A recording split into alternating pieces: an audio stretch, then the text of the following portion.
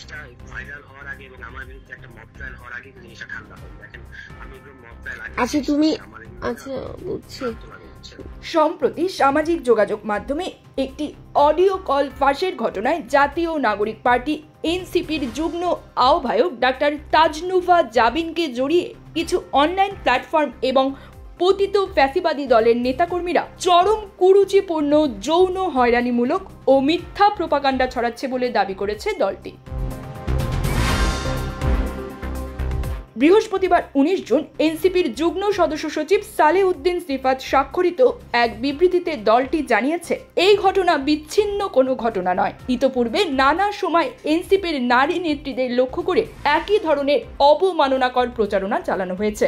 এই ধরনের কুরুচিপূর্ণ প্রচার ও প্রোপাগান্ডা কেবল নারীর প্রতি অবমাননা ও নিপীড়নের বহিঃপ্রকাশ নয়, বরং এটি তাদের রাজনৈতিক কর্তাসত্তা ও সক্ষমতাকে অস্বীকার করা এবং রাজনৈতিক পরিসরকে সংকুচিত করার পরিকল্পিত প্রচেষ্টা।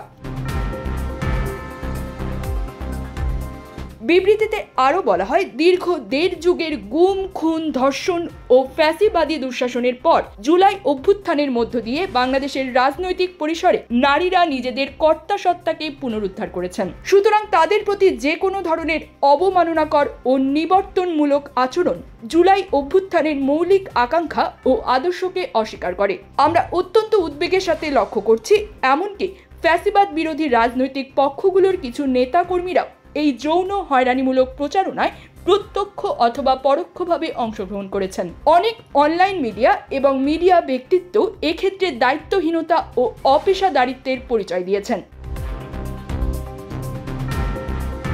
গণ অভ্যুত্থান পরবর্তী সময়ে জাতীয় নাগরিক পার্টি রাজনৈতিক পরিসরে নারীদের অংশগ্রহণ বৃদ্ধিতে অগ্রণী ভূমিকা পালন করে আসছে।